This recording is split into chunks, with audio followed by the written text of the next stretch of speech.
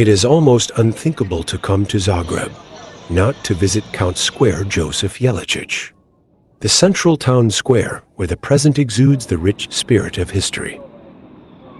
From welcoming a hero to expressing civic discontent, the square is the heart of a city that beats to the rhythm of the citizens of Zagreb.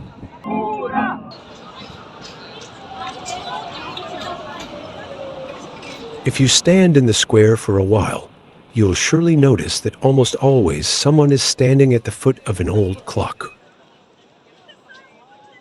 For generations, the city clock has been a favorite meeting place.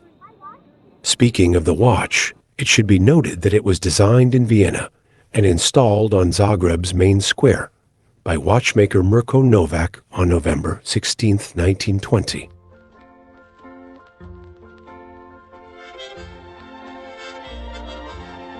But if we look back in time, then we come to the fact that before any market or square, there were gardens of citizens there.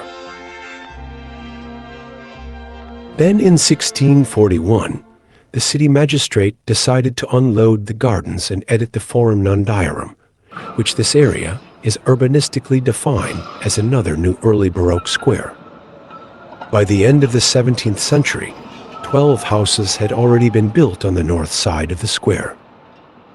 In the square, a customs duty was once levied, which originally had to be given in the value of the 30th part of the goods, and the house with the customs office, where the duty was levied, was situated on the north side of the square.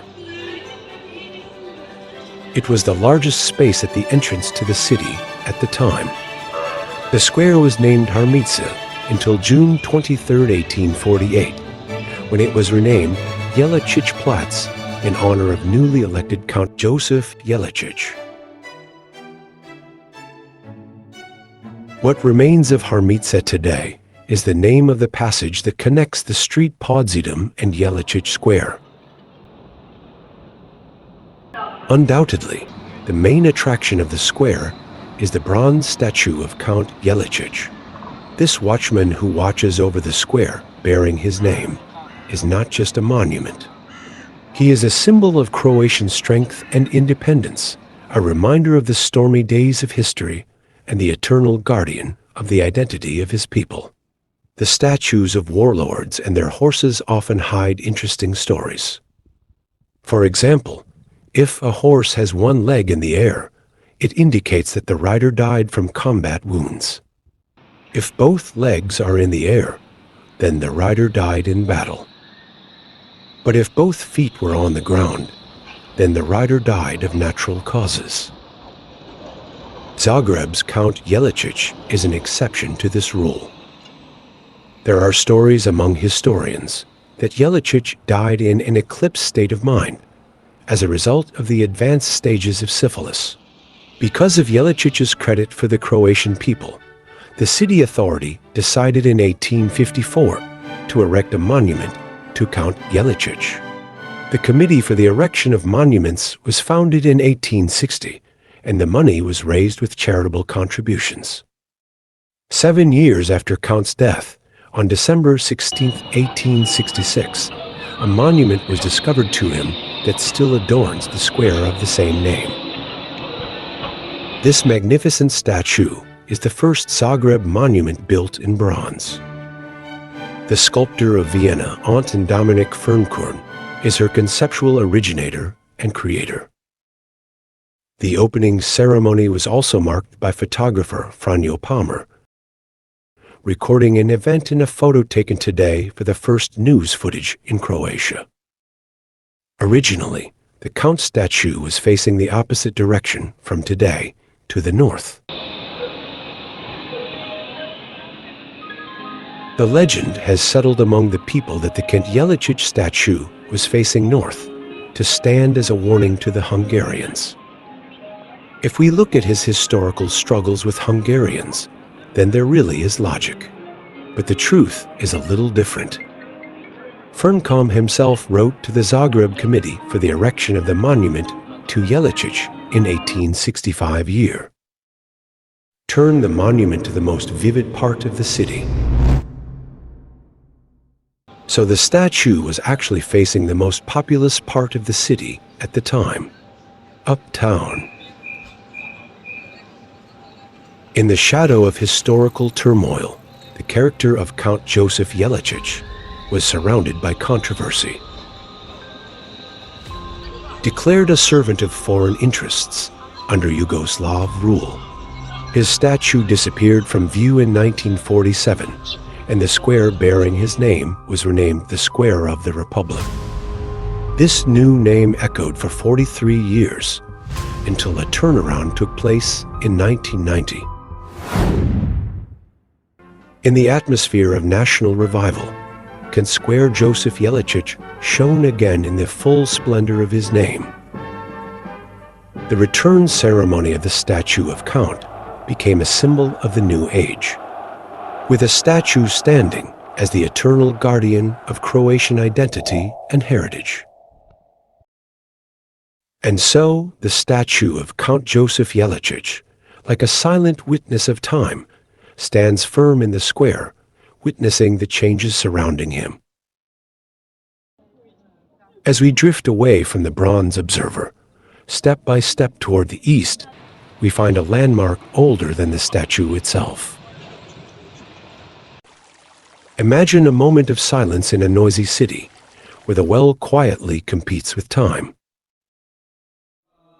Legend has it that the Mandusevac well is not only a source of water, but a door to the soul of Zagreb. Of course, the most famous is the legend about Mandusevac, which describes how Mandusevac and Zagreb got their names.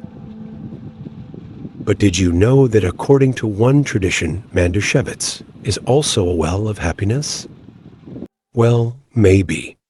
But to find out, there is one rule that requires you to turn your back to the fountain and then make a firm wish, and then put a coin over your shoulder in the water.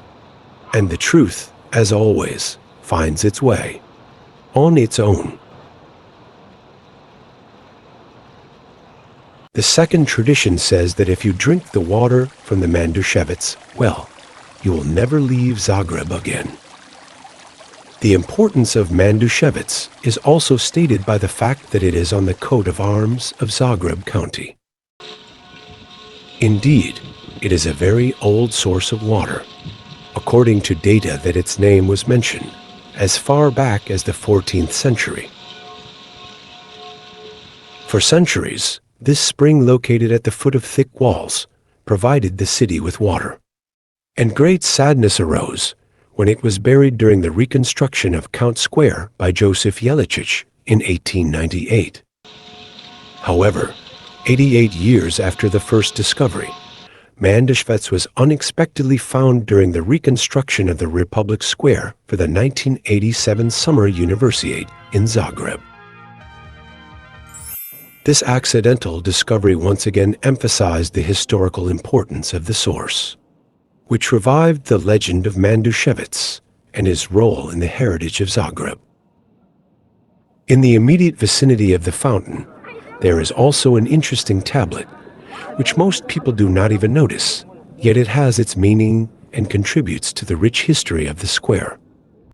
The accelerated technological development of GPS technology during the 1990s gave us WGS-84 coordinates for any point on the ground. Thus, the installation of this tablet in 1998 determined the exact coordinates in the main town square, and the conceptual solution of the tablet was made by academic sculptor Liliana Tetsaković-Mwagić. The tablet is bronze and has never been modified. Unfortunately, there is no historical record to accurately describe when the area of today's city began to be inhabited by the first people, but we know that goes back a long way.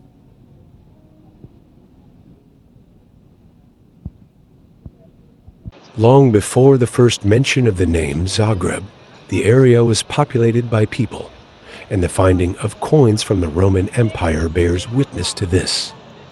Namely, in 1888, the bronze coins of Emperor Diocletian, forged in 299, in the imperial mint of money in Ticinium were found on the Jelačić Platz at the time, while digging the foundations of the Gavella landlord's building at house number 12. Today, the oldest building in the square is Bartel Felbinger's own house, built in 1826 to 1829, and located in the southern part of today's Count Square, Josip Jelačić. The ground floor was opened with rectangular shop openings and a blind arcade, and it was reconstructed after 1960. The author of the Croatian anthem, Anton Mihanović, was born on the former Harmica. The original house no longer exists because it was destroyed in an earthquake that hit Zagreb in 1880, and a new building was built in its place. Today, the home of the Croatian anthem maker is reminiscent of a plaque located on the southern side of the House Popović, near the entrance to a store. If you sit on the cafe terrace next to this building, you'll probably notice this memorial plaque put up by Matica Hrvatska in 1991. If you walk through the square of Count Josip Jelačić, you will see that it is a very special and unique square, which does not have every city in the world. Although you cannot see the square at first sight, it is full of small and hidden details. Everywhere we looked, we would see that every building, sign, or sculpture had its own story.